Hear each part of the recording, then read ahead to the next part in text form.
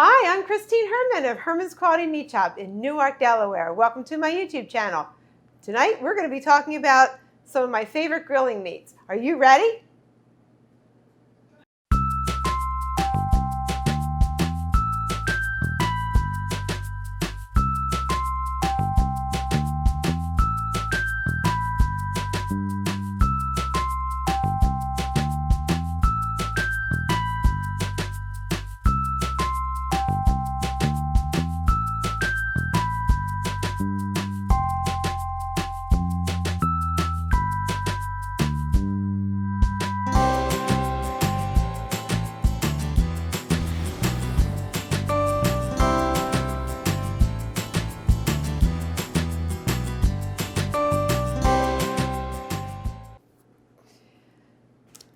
I have in front of me 4 of my favorite cuts of meat for grilling or broiling, and I want to share them with you in this video. And I'm going to be kind of specific so you get some ideas as to where they're from in the animal as well. And the first we're going to talk about is the flank steak, and the flank is actually from the flank portion of the steer, which is off the rib and the lower below the rib, off the loin portion. And that's the flank. The other is the flat iron, and this has become popular in a lot of restaurants. And the flat iron is actually part of the shoulder blade, off the shoulder blade, and it has an interesting marbleization and some membranes that run through it, and you can see some of these heavier veins. And the other one, number 3, is what we call in our store the side sirloin, and some places will refer to it as the sirloin flap. And this particular muscle lays right next to the actual loin of the animal. And I'm going to get into a little more detail about each one of these, but I want to just be able to show them to you first. And the 4th is the skirt steak. And that is this piece of meat here, which I'm going to do a little bit of trimming so you can see what it looks like. It won't take me long, but the skirt comes from the rib portion above, off the rib. And it has this heavy membrane that I'm going to peel off or cut, one or the other. You flip it. Kind of peel it. You have to be careful though, because it does have a way of pulling the meat apart, so I don't want to do that. So I'm going to use my knife here a little bit and trim this away. So we're just going to discard all of that, and I'm going to use my knife too, so I don't actually lose the meat. Trim it back this way.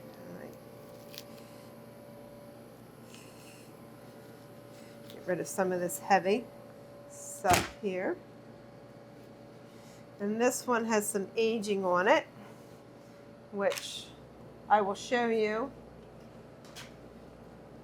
Show it to the camera so you can see some of that dry aging discoloration, which we're going to trim off and make it nice and beautiful and pink.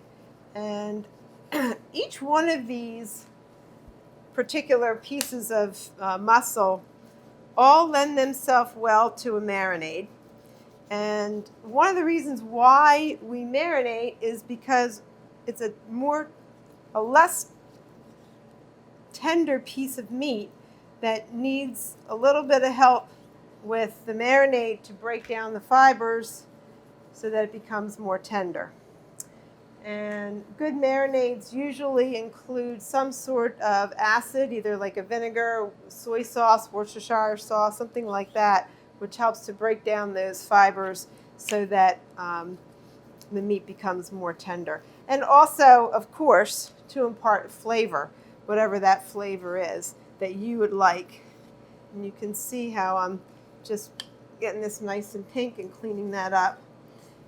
And a lot of this I would not put in my burger because I don't like the discoloration, so I would discard it,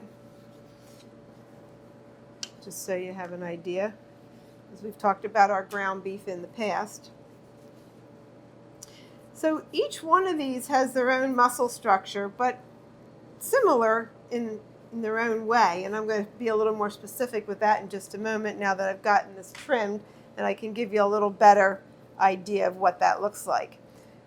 So you can see now that I've trimmed up the skirt steak,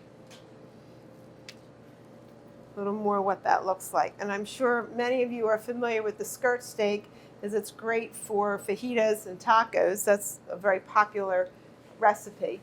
And again, I'm going to kind of pull this apart a little bit so you can see how the fibers and the texture, it's a little thicker and denser and a little heavier, but it has that same muscle structure just like the skirt steak does. As you can see, it kind of pulls apart. And this one in particular is a little more dense as well. The flank steak, on the other hand, is actually even more dense than the other two, and that helps hold it together, but has a nice texture when you're grilling it and cutting it. And the flat iron, on the other hand, is very, very tightly muscular as far as that's concerned. So I'm going to take this piece of membrane off here because I don't like that, or gristle. Trim this up nicely like that. So there you go.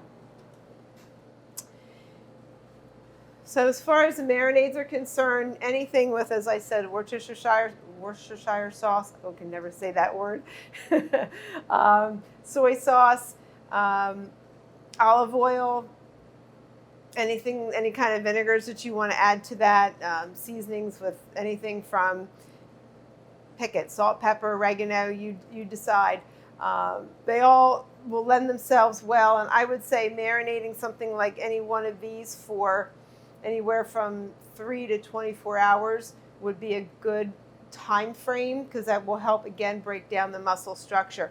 And as I wanted to tell you, the flank steak in particular has another level of versatility to it, where you can either butterfly it completely open and stuff it and then roll it and either bake it or grill it, and then cut it like a jelly roll. And I'll talk about how to cut each one of these in just a moment. Or a lot of customers will actually make just a pocket in the flank steak itself and then stuff it that way too. So there's a lot of versatility in that one. Always, when you are cutting the meat, you always want to cut it against the grain. That's really important. So in a piece like your skirt steak, what I would do is I would cut this in sections so that you have a smaller strip of meat to go. So I would literally cut it like that after it's grilled, of course, and then I would slice it this way. So I would cut it like that, nice and thin, as you see, and that will help make it nice and tender. So I'm cutting against the grain. Again, you see the grain is this way with my fingers, and I'm going to be cutting against it. So that's how you would want to do that. And the same thing with your side sirloin. I would cut this into sections and then cut it against the grain. And that makes a big difference in the tenderness, of course. Flank steak, one of the tricks that I've found that works really well is, instead of cutting it straight up and down, is just turn your knife at a slight angle. I don't know if you can see that really well. And then just cut it on an angle like that, okay? I find that works. What I like about these pieces of meat in particular is when they're on the grill, and I do this with my steaks, and I know I've talked to you at different times about using your temperature, your thermometer, to make sure you have the right cooking internal temperature. But what I like to do with these steaks is I like to actually watch it cook. So when it's on the grill or on the broiler, you can physically watch it go from red to brown, meaning it's cooking. So then when it gets to be about how well done you want it, then you know when to flip it. And again, you watch it literally cook from the bottom up, or depending if you're broiling or baking, or grilling rather. And you can actually watch it turn brown, and then you can see that little line of pink in the middle, and then you know to take it off, because you know once you take it off the heat, it's going to continue to cook for a couple minutes afterwards. And in my opinion, I like it a little pink in the middle. So that just kind of helps it impart those juicy flavors and keep it nice and moist. So my four favorites: the flat iron, and the flat side sirloin, the skirt steak, and the flank steak. So those are my favorites I wanted to share with you. I hope you enjoyed that. Thank you.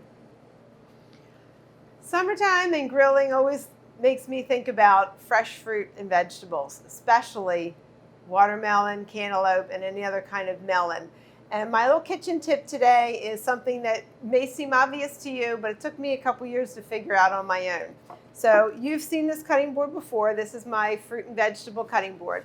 What I do when I have a watermelon, and I'm not actually going to cut up a watermelon because you probably know how to do that, but what I've found that works for me is if I put this cutting board on my countertop and start cutting, my watermelon juice ends up all over my countertop. So I figured out that this cutting board fits perfectly inside my sink. So I literally clean my sink, set the cutting board inside, and yeah, it's a little bit of a backbreaker, but hardly noticeable because it's worth it for the cleanup. And then I take my melon and I wash it, because I like to make sure the outside is clean, because your knife is going to be touching the fruit, so you want to make sure that you're not contaminating. And you want to set the fruit on the cutting board in the sink and cut it. I usually cut my melon in half and set one half aside, and then I just arrange the melon and cut it into portions, cut the whole thing in the sink, and have my countertop set with my bowl and my containers, whatever I'm putting it in, and set everything right inside there. And then cleanup is easy because guess what? It's all in the sink. So then you just take your bag, take those big pieces of rind, put them in the trash, wash your sink out, and you're done. There's no juice, no dripping, no spilling. To me, it works like magic. I do that with any of my melons and my pineapple, because my pineapple has a tendency to slide off the board. So if I do that in the sink, it's not going anywhere. One thing I don't like is a sticky countertop. Saves on a lot of hassle. I hope that tip was helpful. Thank you.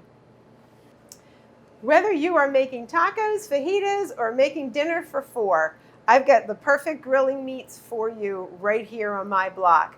Flat iron, side sirloin, flank steak, or skirt steak.